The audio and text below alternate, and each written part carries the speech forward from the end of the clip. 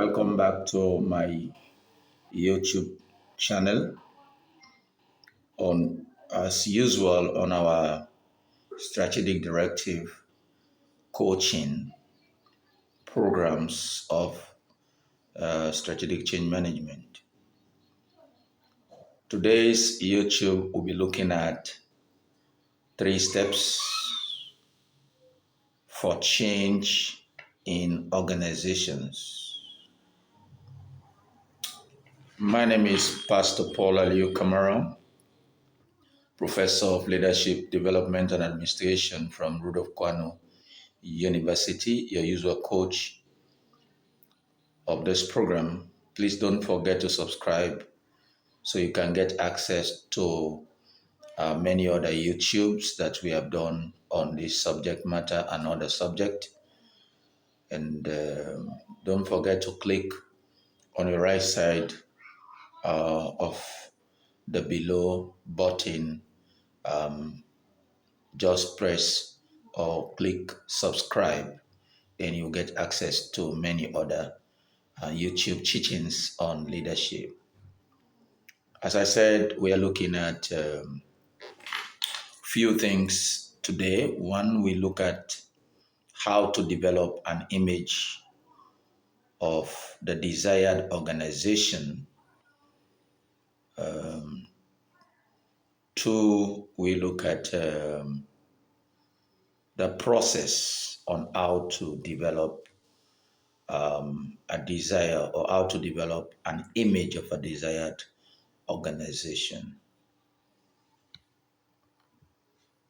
Organizational image is a useful concept for understanding the impressions individuals have of the organization, or that organizations want to convey to the individual. The terms referred to an image that encapsulate the likeness of an organization. Organizational image can have a strong influence on most aspects of members' organizational experiences. From an individual perspective, organizational image helps to explain how the following functions. 1. Seek membership in organizations. 2. Identified with organizations. 3. Make sense of and compare organizations. 4. Align their decision and behavior with others serving the same organizational cause. And number 5, understand themselves and their roles in the organization.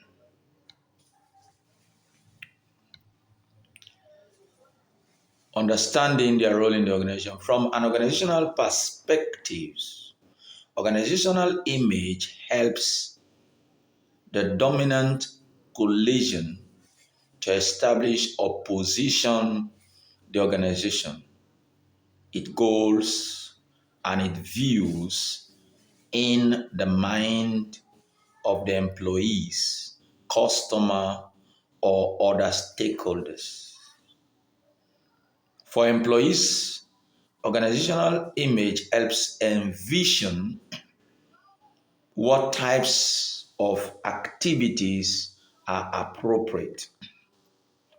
For external constituencies, the image helps place the organization into the category of similar organizations while simultaneously differentiating the organization from others.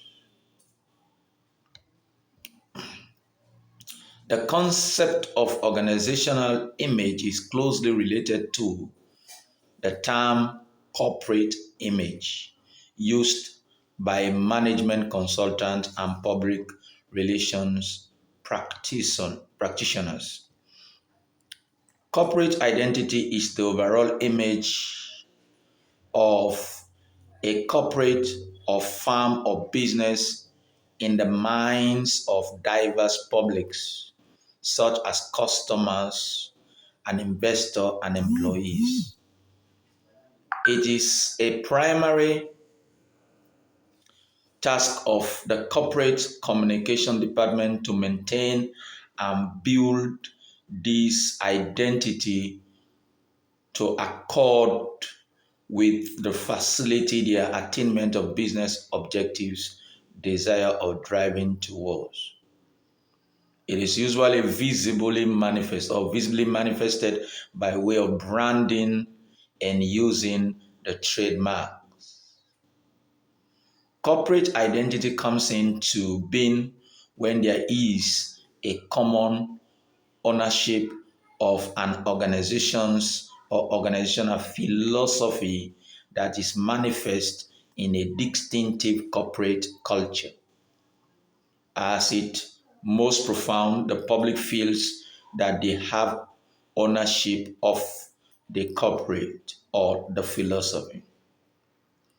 Corporate identity helps organizations to answer questions like who are we and where are we going?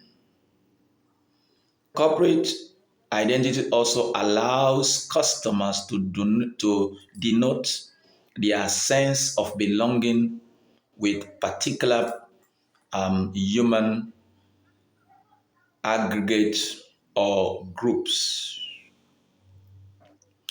Organizational image management refers to the action taken to create, maintain, and when necessary, regain a desired image in the eyes of organizational stakeholders.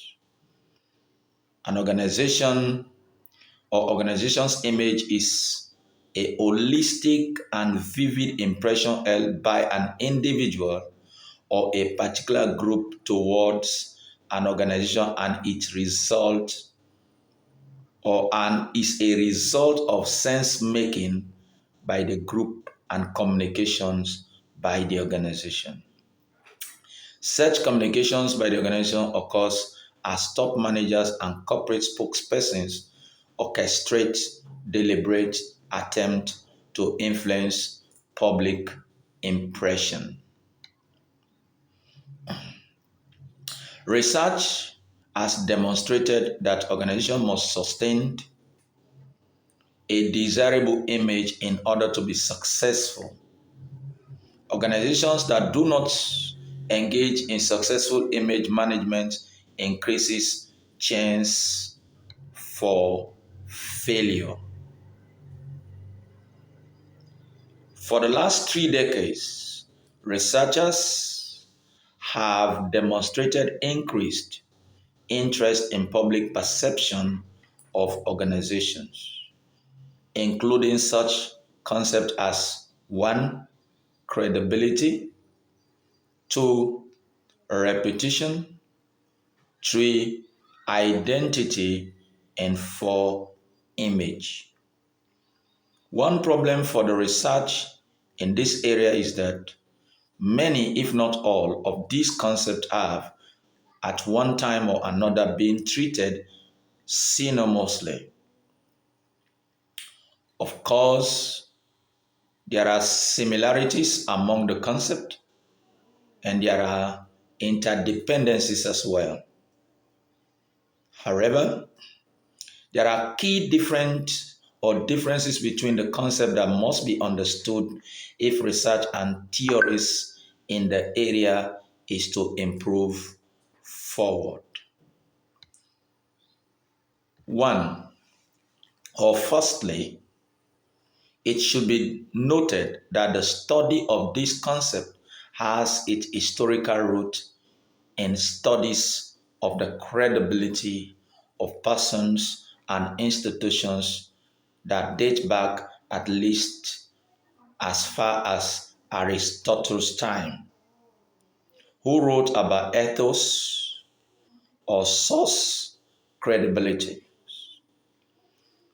The number two dimensions of source credibility, according to Aristotle, are expert and trustworthiness.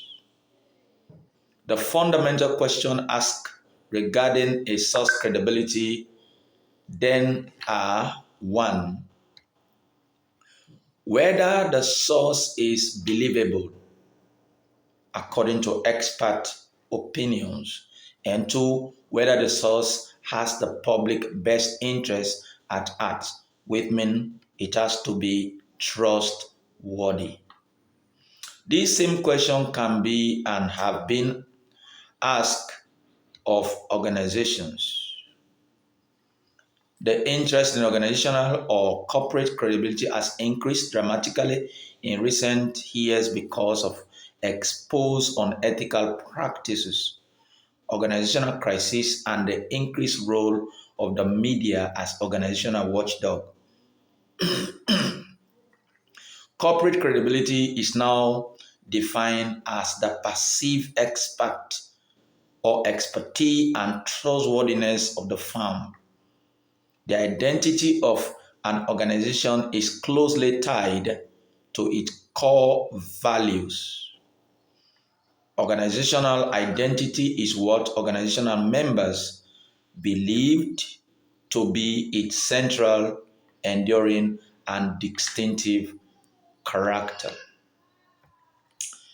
An organization's identity is its personality, what makes it unique. Identity refers to an organization's unique characteristics which are rooted in the behavior of members of the organization. Identity is not just how members perceive the organization. An identity is a subjective, socially constructed phenomenon. Organizational identity is what the organization is and what it does and how it does it, and is linked to the way an organization goes about its business and the strategy it adopts. Organizational identity are also created by organizational members based on organizational values, because identity is so closely tied to the organization's core value, and most authors argued that it is a relatively stable concept. In this 15-minute YouTube, I would like to close up with a few remarks on this as we continue again tomorrow. Although identity are not, however, immutable, rather they are dynamic and can be changed. Although they are not as malleable as either repetition or image, organizational identity, contrary to most treatment of it in the literature, is actually relatively dynamic, and the apparent durability of identity is somewhat illusory. This illusion is created because of the interdependencies between organizational identities and reputations and image. Organizational reputations are based on organizational actions, and those actions are based upon organizational members.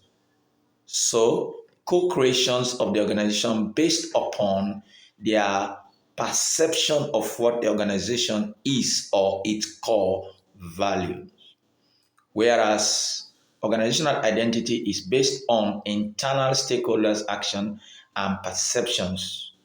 Organizational reputation is based on external stakeholders' perception. An organizational reputation is a stakeholder's overall evaluation of a organization over time. This evaluation is based on our stakeholders' direct experiences with the company and any other form of communication and symbolism that provides information about the firm's actions. Notice that time is a key component of the concept of organization repetition. This is also important in the discussion of organizational image. Organizational repetition can be an asset or a liability if not well treated. Organizations that have positive repetition are able to attract higher quality job applicants, experience greater market share, are able to change or charge their higher price, and are more attractive to potential investors. In short, a favorable corporate reputation gives an organization a competitive advantage. Furthermore, a favorable reputation increases the quality of organizational performance. There are three schools of thought in the research literature regarding organizational repetition. I will give you just the outline, then we'll do that in detail in my next YouTube. One, the analog of the school of thought. Two, the differentiated school of thought. And number three, the interrelated school of thought. So the analogous approach treats organizational repetition and organizational image as identical.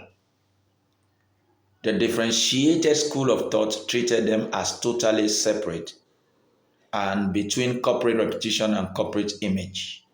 And the third approach argues that while repetition and image are not identical, they are also not totally different from one another. Rather, organizational repetition are dynamic constructs with shared interest and relationship with organizational image.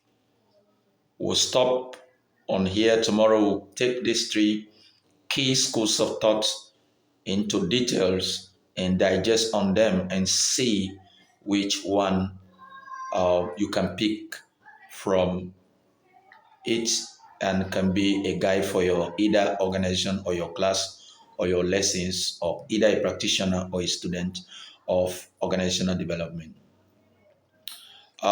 Please don't forget to subscribe on our YouTube. Press on the right side of the button and press subscribes. You'll get access to more of my YouTube on organizational development and change management. Thank you for being with me. My name is Pastor Allieu Kamara, Professor of Leadership Development and Administration from Rudolph University. We'll meet again on my next YouTube. Don't forget, keep on following, share, make your comment. Then that will help me to understand what your thoughts are and how you feel, and how we take it from that point.